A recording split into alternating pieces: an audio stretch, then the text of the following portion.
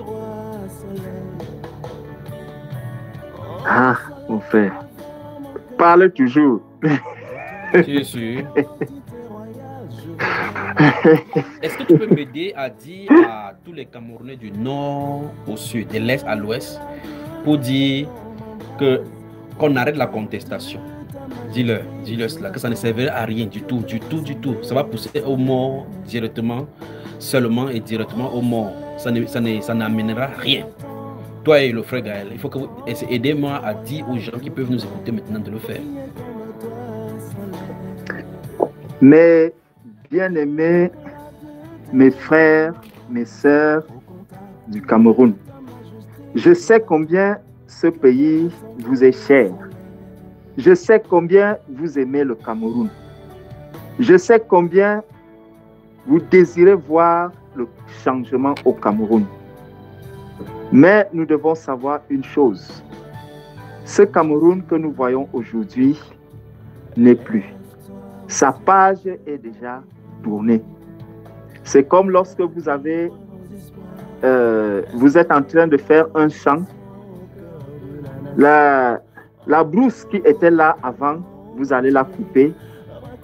Mais il faut que cette forêt sèche, que vous déracinez des mauvaises herbes, que vous enlevez tout ce qui est là, cela prend du temps. Alors aujourd'hui, tout ce qui se passe au Cameroun est dans le plan céleste, c'est dans le plan de Dieu.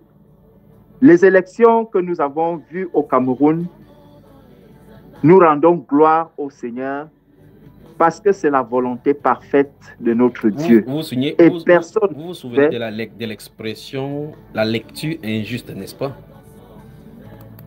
Exactement. Amen. C'est la volonté du Seigneur pour que le Cameroun glorieux soit positionné. Alors, chers Camerounais, chères Camerounaises, à quelque lieu où tu te trouves, sache que le Cameroun a déjà changé. Le Cameroun est passé à une autre étape. Ce que tu vois aujourd'hui de tes yeux, ce n'est que la fin du vieux Cameroun. Que toute contestation qui pouvait être dans ton cœur soit apaisée maintenant. Sois patient, encore un peu de temps, et tu verras le miracle du ciel s'accomplir sur le Cameroun. Les contestations qui sont là au Cameroun aujourd'hui n'amèneront que ceux-là qui pouvaient bénéficier du travail, de la prospérité du Cameroun à être précipités dans la mort. Cela ne sert absolument à rien. Nous gagnerons à préserver cette jeunesse, à garder cette jeunesse, à l'encourager, à tenir encore bon, juste pour un peu de temps, et vous verrez le miracle du Cameroun s'opérer devant nous, devant nos yeux. C'est le Seigneur qui parle, c'est le Seigneur qui a les rênes du Cameroun. Le Seigneur Jésus est au Cameroun pour agir, pour montrer aux hommes que leur projet n'est pas le sien. Peu importe ce que vous voyez, chers Camerounais, chères Camerounaises, le Cameroun a déjà changé. Et ce qui était impossible au Cameroun hier sera possible au Cameroun dans quelques temps. La cherté de la vie et toute la pauvreté que vous pouvez voir aujourd'hui est déjà en train de tourner la page parce que le Cameroun nouveau sera un Cameroun prospère et où vous serez fiers d'attraper les Camerounais. Qui le croit, qui ne croit pas, ça va arriver. De toute façon, ça va arriver. D'accord? Amen, amen. Frère Gaël. Oui, mon frère. Entre le passage fracassant et le passage en douce, mais un peu fracassant, qu'est-ce qu'il faudra proférer pour le Cameroun? Le deuxième. Le deuxième.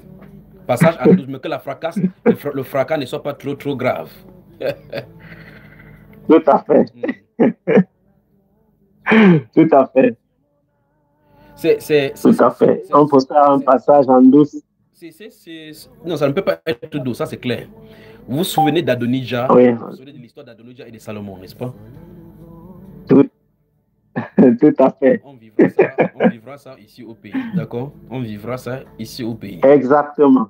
On va vivre cela ici au Amen. pays. Donc, c'est ces choses-là qu'il faut gérer maintenant. Donc, tous les Camerounais porter le regard au moment de la transition. Amen. C'est là-bas qu'il faut véritablement crier au Seigneur, que le Seigneur ferme le cœur du peuple au prix des révoltes, parce que lorsque la pastèque tombe à une haute escalier, à une hauteur, ça risque de saccager partout. Et donc, il va falloir, c'est ça à quoi nous sommes en train de travailler maintenant. Donc, je me demande bien s'il faille qu'on lâche tomber ça rapidement, ça gâte rapidement, et puis on reconstruit, ou bien on gère ça en douce, que ça se passe doucement. Qu'est-ce qu'on fait? Ah, mon frère. Parce que il y a tellement de vie. Entre les mains de l'Église, pas entre les mains des politiciens. Non, non, non, non, non. Et principalement les prophètes. Ce sont les prophètes veilleurs qui peuvent gérer ces situations le plus rapidement possible. Donc, dans le plan, dans la planification, il est prévu que 2 ans soient marqués et soient fixés pour que ceci s'arrête. Mais on peut précipiter cela en encadrant cela dans la prière. J'ai parlé. Amen. Amen. Amen. Mon frère, lorsque le sang se verse, c'est le sang des fils de la nation qui abreuve la terre. Et cela n'est bon pour personne. Et il est important que le peuple soit éclairé, même si nous le savons que effectivement, les gens ont toujours tendance à suivre le penchant de la chair à cause de ce qu'ils vivent au quotidien, à cause de ce qu'ils suivent dans les réseaux sociaux et aussi à cause de ce qu'ils voient dans d'autres pays. On a vu récemment ce qui s'est passé au Népal et partout en Tanzanie et ailleurs, voilà, en Afrique. C'est tout cela qui constitue un peu la fibre que les gens ont tendance à effectivement suivre. Mais la parole du Seigneur déclare que lorsqu'il n'y a pas de révélation, le peuple est sans frein. Mais dans le cas du Cameroun, le Seigneur a accordé vraiment la grâce d'avoir la révélation. La chose est tellement merveilleuse que la révélation n'est même pas, ce ne sont pas seulement les Camerounais qui ont eu la grâce d'avoir la révélation sur ce que le Seigneur prépare pour le Cameroun de demain, pour le Cameroun de demain, c'est-à-dire que c'est un Cameroun qui est imminent. C'est merveilleux, vraiment. Les Camerounais et des non-Camerounais ont eu la grâce de voir ces choses. Et actuellement, si il est vraiment question de prier afin que les choses, mon frère, se passent, bien sûr, on ne peut pas faire des omelettes sans casser les œufs, mais il faut éviter le gaspillage des œufs. Je préfère dire ça comme ça. Il faut éviter le gaspillage. Donc, il faut vraiment qu'on puisse continuer à presser dans la prière afin que les choses se passent avec une certaine douceur et qu'il y ait le moins de pertes possible. Ce qui est sûr, mon frère, la volonté du Seigneur va s'accomplir et nous verrons ce Cameroun nouveau-là par sa grâce. Maintenant, Adonija est avec certains sacrificateurs, mais il faut que Salomon soit avec le prophète, parce que c'est le prophète qui dit ce que Dieu veut et la volonté de Dieu. Amen. Amen. Amen. Amen. Amen. Ah, mon frère, le Seigneur est merveilleux. Le Seigneur est fidèle. Le Seigneur est fidèle. Ils peuvent, en réalité, ils s'appuient sur leur intelligence et ils ont mis sur pied plusieurs stratagèmes, plusieurs stratégies. Mais le plan ne va pas se jouer comme ils s'attendent. Donc, le Seigneur finira par implémenter ce à quoi il a pensé. Et il va se glorifier, certainement. Il va se glorifier. Ça, c'est sûr. Ça, c'est sûr et certain. Alors, j'engage donc le prophète à soumettre ceci à Dieu. C'est ce qui m'est passé par les pensées. Il disait, il faut qu'on écoute ces séjours. Si on écoute ça, 2 ans, est-ce que les gens vont avoir foi encore? Si on met 2 ans, 2 ans et demi, on peut écouter. Si on écoute, quelle sera la conséquence? Bon, surveillez dans l'acte de naissance. S'il arrive que vous voyez, vous entendez poste de vice-président. Sachez qu'on est à l'aube, n'est-ce pas? Amen. Souvenez-vous du nouveau pacte social donc, qui avait été dit. Qu'il y a un nouveau pacte social qui sera... Ça sera fait. On ne peut pas arrêter. Donc le grand vent, les 3 vents sont passés. Maintenant, c'est le vent du nettoyage. Le vent du nettoyage. Maintenant, suivez très attentivement maintenant, vous tous les Camerounais, la majorité des personnes qui ont gâté le Cameroun ne sera pas là pour le nouveau Cameroun. La majorité des personnes qui ont gaspillé le Cameroun, ces personnes que vous voyez là, ne seront pas là pour expérimenter le nouveau Cameroun. La majorité ne seront plus là. Oh, Seigneur Jésus, mais il faut qu'on écoute ça, non? Si on écoute, ça passe avec extrême fracas. Extrême fracas. Si on laisse couler normalement, ça passe avec fracas. Qu'est-ce qu'on fait? Ah, c'est ça, je suis embarrassé. Ah, mon frère. En tout cas. De toute façon, vous entendrez des concertations. Il y aura beaucoup de concertations, des consultations et des réunions spéciales des Camerounais de divers lieux organisées par ce pouvoir si dans l'optique de faire certaines choses, tenter de faire certaines choses pour remédier à certaines choses. Ce sont les prérequis et les prémices du nouveau Cameroun par rapport à ce qui seront adoptés par la suite. Vous entendrez beaucoup de convocations, beaucoup de grandes réunions, et même à huis clos, et même de façon solennelle, et même des étrangers, ceux qui sont à l'étranger, invités à venir participer à certains forums et autres là-bas, comme si c'était une main tendue. Mais ce n'est pas eux qui font, c'est la volonté parfaite de Dieu, c'est le puissant du Saint-Esprit qui la pousse, va les forcer à faire ces choses-ci. Alors, qu'est-ce que tu décides alors, mon frère? On fait extrême fracas, on réduit le temps. Extrême fracas. En tout cas, si ça va permettre que certaines personnes puissent rapidement voir le Cameroun nouveau, dans une certaine mesure, sauf qu'il y aura aussi beaucoup de douleurs, beaucoup de pleurs, beaucoup de larmes. Et donc, il faut gérer la chose avec beaucoup de tact. On va y revenir. Dans la prière, afin que... Je crois que voilà. Dans le forum pour les prophètes, il va en parler pour qu'on sache comment faire, parce que ce n'est pas tout qu'on doit dire ici, d'accord? Amen. Le nouveau Cameroun arrive. Le nouveau Cameroun arrive. Si vous pouvez voir ce que nous voyons, c'est merveilleux seulement. Vous souhaiterez prendre la nationalité camerounaise, ou si vous n'êtes pas marié, vous souhaiterez prendre les filles camerounaises. Si vous êtes des filles, vous souhaiterez avoir le mari camerounais. Quel Cameroun? Quel Cameroun? De toi l'identité royale, je voudrais briller comme toi, soleil. Que l'éclat de tes rayons m'embrase. Au contact de ta majesté, je n'attends que te ressembler, soleil. Oh soleil, le vent, mon cœur attend. De toi l'identité royale, je voudrais briller comme toi, soleil. Que l'éclat de tes rayons m'embrase. Au contact de ta majesté, je n'attends que te ressembler, soleil.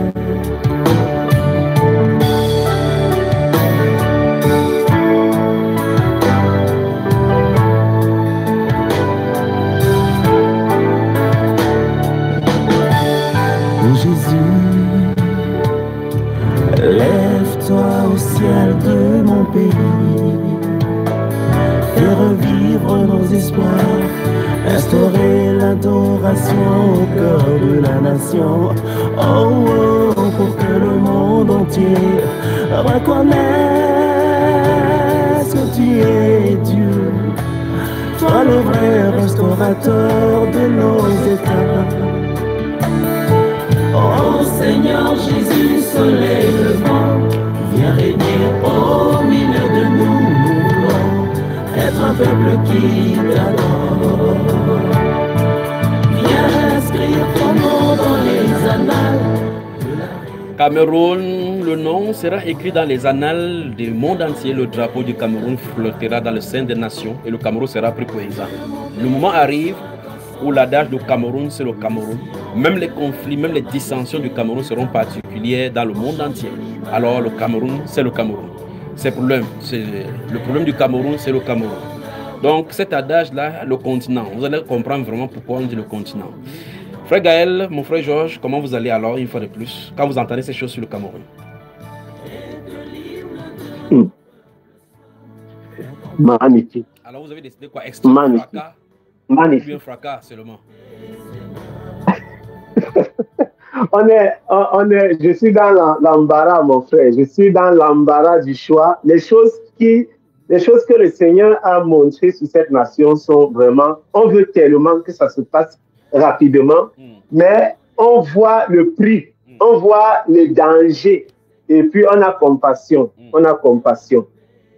On a vraiment compassion et on se dit, ah, que faire, que faire? Il y a vraiment de l'embarras. Il y a vraiment, parce que effectivement, fracas a des conséquences énormes, mon frère. Que faire? Il y a des conséquences énormes.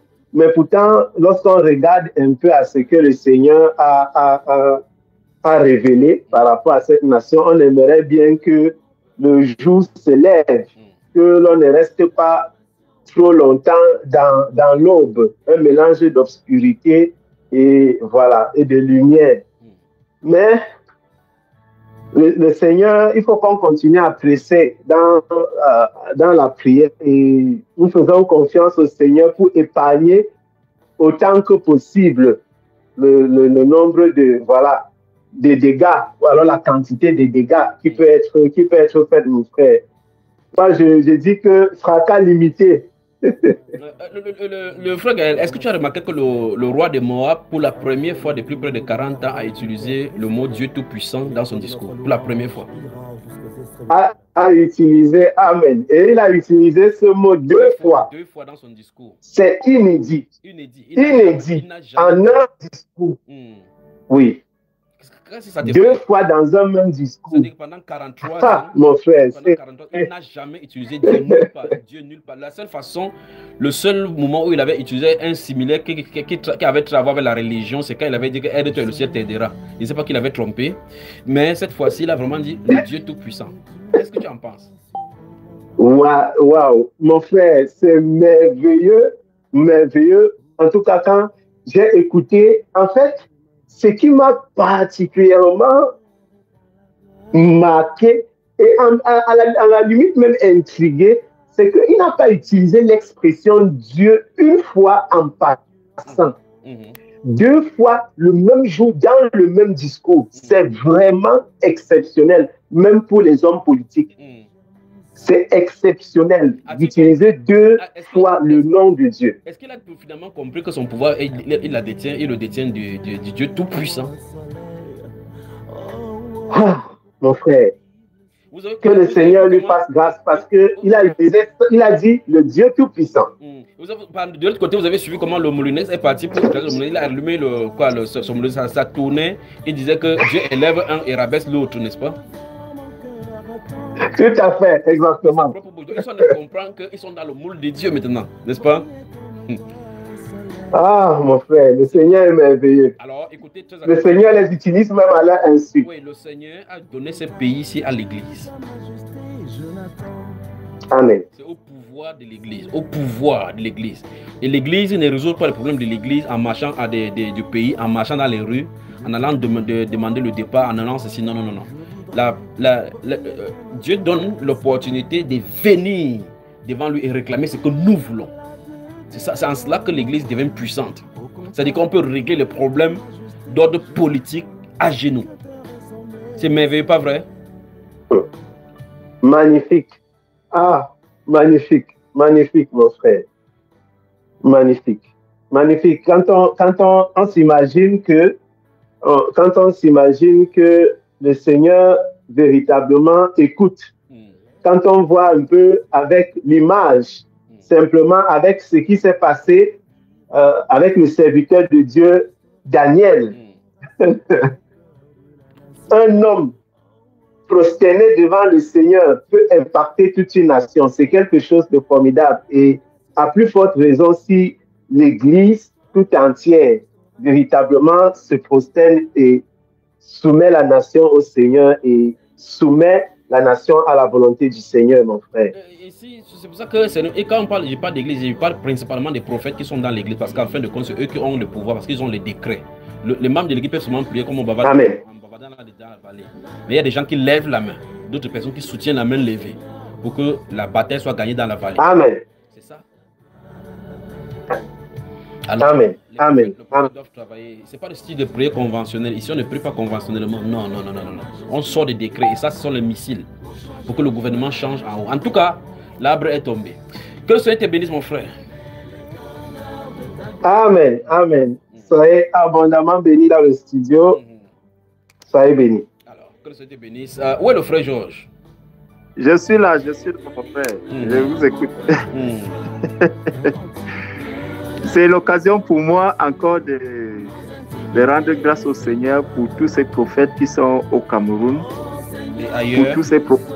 Et voilà. Frère Georges. Dans le... Frère Georges, oui, mon frère. Permets-moi de corriger une chose que je trouve désolant au milieu chrétien. C'est de cette génération-ci. Je ne sais pas si, à moins que nous ne lisons pas la même Bible, lorsque nous parlons de prophètes ici, nous ne parlons pas seulement des prophètes camerounais, parce qu'en fin de compte, les prophètes n'ont pas de nationalité, au sens spirituel du terme. Dieu peut envoyer Jonas en Ninive, alors qu'il n'est pas ninivite. Tu vois? Il peut envoyer, comment il s'appelle? Il peut envoyer Élisée aller oindre le roi d'Assyrie, de Syrie, alors qu'il n'est pas du Damas. Tu vois cela? Il est israélien. Mais aujourd'hui, vous entendez des guerres en milieu chrétien en disant que tu es le prophète du Nigeria, prophétise sur ton pays. Je ne sais pas si ce sont eux qui... C'est un prophète qui dit à un prophète là où il va, la circonscription de ses prophéties. Je ne sais pas si vous comprenez ce que je viens de dire. Amen, amen. Très bien. Lorsque vous voyez dans le livre de Jérémie, Jérémie est un prophète des nations. D'autres, enfin, vous pouvez voir comment les prophètes vont partout selon les itinéraires. Comment un prophète peut interdire à l'autre prophète qui ne voit pas les visions sur notre nation, peut-être parce que la prophétie ne vient pas selon son désir. Si c'est Dieu qui ouvre le prophète, c'est lui qui décide ce qu'il va dire, quand il va dire et pour qui il va dire. Point. Je ne sais pas si vous comprenez. Amen. Alors, quand vous remarquez des choses comme ça au milieu chrétien, quelqu'un commence à dire... Bon, quand nous restons ici, par exemple, nous disons par exemple que Donald Trump sera président de la République, enfin, le président de ça. Et si on intente, on va essayer de le broyer par le procès. Et quand ça ne va pas, on va essayer de l'assassinat. Ça, c'est arrivé ou c'est pas arrivé? Point par point. Point par point, c'est arrivé. Je suis américain. Amen. Il connaît ma famille. Tiens, Céleste. Est-ce qu'il connaît ma famille? Est-ce qu'il connaît que quelqu'un comme moi existe? Donc, quand je parle de ces choses, c'est entre les mains des prophètes. Il faut qu'on comprenne que c'est tous les prophètes qui portent le Cameroun à cœur. Parce que quand ces choses vont arriver, les gens même qui sont au Cameroun vont rentrer ici au Cameroun, disent que c'est eux qui étaient les étendards, les porte-étendards des défenseurs du Cameroun. Alors, ce que ce niveau-là dit, c'est que si quelqu'un porte le Cameroun à cœur, que vous soyez Camerounais ou pas, c'est notre nation. Parce que le but de ces choses, c'est le bien du Seigneur dans le pays. Et quand quelque chose appartient au Seigneur, c'est pour nous. Et vous savez que les gens du Seigneur n'ont pas de nationalité. La patrie céleste, c'est là où Dieu a balancé, que tu sois là comme ça pour pouvoir faire ton temps, ton pèlerinage sur la terre. C'est le lieu de vacances que Dieu t'a envoyé sur la terre faire. Donc ce lieu de vacances ne doit pas être comme notre domicile permanent. Et donc si c'est les mêmes conditions qui sont imposées pour nous, alors notre patrie est céleste. Par conséquent, la nationalité charnelle ne doit pas influer sur notre nationalité spirituelle, sur notre paternité spirituelle. La paternité et la patrie spirituelle priment sur notre paternité charnelle. Nous ne devons pas nous faire des guerres des uns les autres concernant oh tu es Camerounais, prophétise sur le Cameroun, tu es Nigérien, ne prophétise pas sur le Nigeria. C'est ainsi de suite. Ça n'a pas sa place, n'est-ce pas, frère Gaël? Amen, tout à fait, mon frère. C'est le correctif que je voulais amener. Lucien, un ministère qui est mal compris le plus dans les Saintes Écritures, c'est le ministère des prophètes. Mais on va y revenir. On aura le temps de travailler là-dessus.